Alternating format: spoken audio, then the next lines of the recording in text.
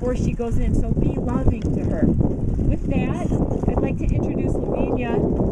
It's important to be merciful and loving and kind to these women because God is counting on you. Lavinia Reynolds. I first want to thank you people for even asking me to speak to you. I'd like to give honor to my bishop, Bishop Samuel Duncan. We are Pentecostal, and in the black church, abortion is an issue that's swept under the rug. I believe that the Lord raised me up for such a time as this because he's going to use my voice to get to my people.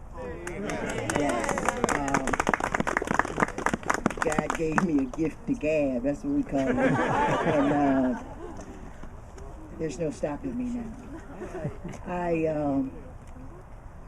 I want to speak about the first abortion I ever had, and I always speak about that because I believe it's the reason that I had 13 others. I was only a 13-year-old little girl, and my mom, she worked at Pontiac General Hospital as a nursing assistant, and she had a friend that was an RN nurse. And so when I got pregnant and I shared with my mother that I was pregnant, she said, you have to kill it. You have to get an abortion. And she didn't say the word kill, but I use that now because I know that's what I did. But she said it's not a baby till after the 3rd month. And I was only 13, so I believed my mother. And but my dad, I loved my dad and my mom, but he, in my opinion, was a coward.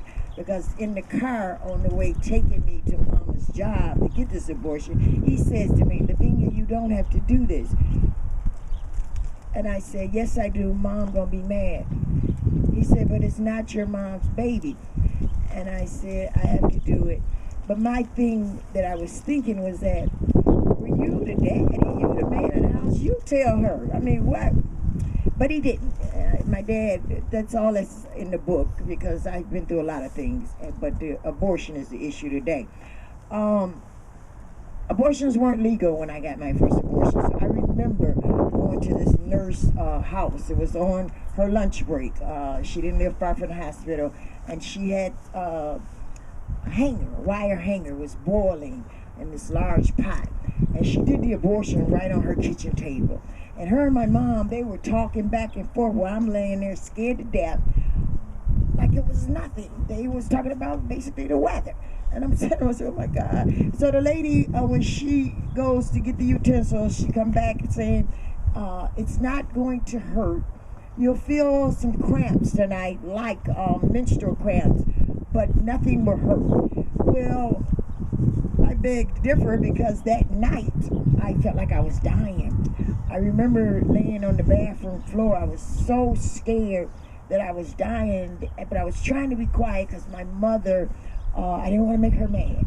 And so I heard my dad, who I thought was a coward in the beginning, finally speak up to my mother. He said, you take my daughter to the hospital and you take her now. So Mama, she do take me to the hospital, but on the way, she says, if they ask you anything, anybody been bothering you, you say no. And so that's the first question they asked me, and I said no, but I believe they could tell I was telling a lie. But they said, well, you just had a miscarriage.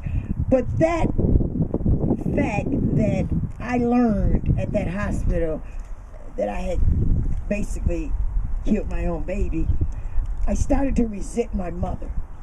I resented her so bad that in my sick mind, I thought getting all these abortions, I was hurting Mama. But she didn't even know about half of them. But I had become so sick by that time, I started to use abortion as my form of birth control.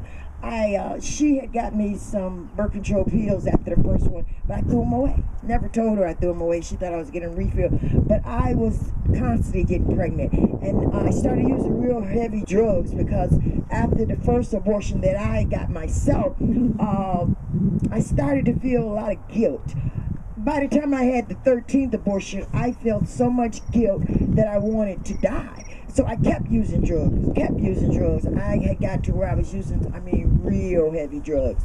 And I realized that I had to get some help after a tragedy took place in my home. And I'll share a little bit about that.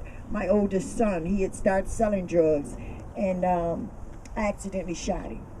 And so when that happened, I remember saying, Lord, help me, help me. So, Lansing, Michigan. I was sent to Lansing, Michigan for treatment, a 6-month treatment program. And after like 3 months off in drugs, the guilt and the pain started to come from all those abortions. I couldn't cope. I couldn't deal with myself. So I shared with my counselor what I had done all those years. And she said to me, you first need to ask God to forgive you. She was a Christian. She said, then you need to go to each baby and you ask for forgiveness. So I did that. I wrote 14 letters. And I dealt with some pain when I wrote those letters. But my babies forgave me. But the one thing that I hadn't done and I couldn't do was forgive myself. So when I got out of treatment, I started back using drugs. I couldn't forgive myself. But then, between the abortions, I had kids. So they said 4, actually I had 5 kids. My last one, my son, he's been on the dean list 3 years in a row. I just went to Saginaw Valley where he was honored for breaking the record in track.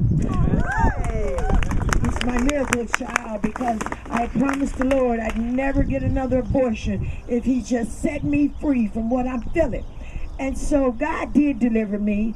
And my son, oh God, I just thank God that I had promised the Lord that I'd never get another abortion or he wouldn't be here. But not only is he here, he's awesome. He is awesome. I'm gonna talk black talk because my son, he come home with his jacket on, you know, his college jacket. And when he's getting out the car, I say, man, you look like an educated white boy. But God is so good that he said to me, like Paul was killing Christians.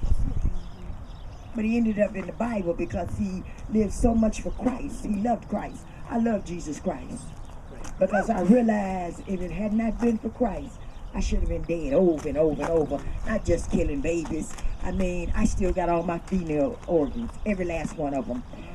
They thought I had cancer. And then when they did the biopsy, they couldn't find nothing. See, I'm a walking miracle, and I realized that. I realized that God saved my life. Because he knew that I'd live for him. He knew that he was going to be able to use me. He knew that my people, I'm talking black people now, we get more abortions than any race in this country. But yet you go to our churches, and we say we holy, but we don't want to speak about abortion. Even when I spoke at the Capitol, my bishop put it in our bulletin that Sunday that I had spoke, but would not put what I spoke about. So I'm like, well, okay. And then I said, you know, I had to laugh at myself and with God because God knows that I'm bold enough to even confront Bishop Duncan. And I'm going at Bishop Duncan. I really am. I'm going at all the black churches because we have been bamboozled, okay? We don't realize that they want to talk about the police killing us. Well, we're killing our own selves with abortion. We really are. And I believe the Lord said, my people will listen to me. Because one, I don't think I'm better than nobody. I had 14 of them. Okay? I live for Christ today. But we as a people need to know. One, we need to stop blaming everybody for killing us and take a look at how we're killing ourselves. That's what we need to do. But I'm not going to hold you. I did write a book. It took me 2 years to write this book. And as I wrote, every day I'd say, Holy Spirit, you write the book. I don't know what to write. I've put everything in here from abortion to mental illness. I was raped twice, once by the police. I've been shot twice, once in the head. I still got a bullet in my back. I write about all this in my book because it's to give God glory. It's a book of testimonies because I realize I'm supposed to be dead. There's no way in the world I should be alive. But God kept me, and he kept me to speak about abortions. And my brother, my whole family, they had an issue with me because I tell the truth about my mother in my book. But when he saw me at the steps of the Capitol, he called me, my brother. He said, Beanie, I knew that God was going to use you with that abortion issue. And I said, really, Rodney? I didn't know that. He said, 14 abortion, Beanie, that's huge.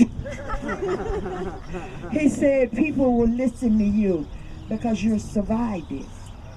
And God brought you through it. I'm not going to keep you people because I'm cold. But my book goes for $20. When I was standing over there, the Lord placed it in my heart to sell it for $15. If you would like to buy my book, I have like 6 or 7 of them with me. If you just want the information of how to buy my book on my website, I do have business cards with me, and I truly hope to see you good people again. Yes.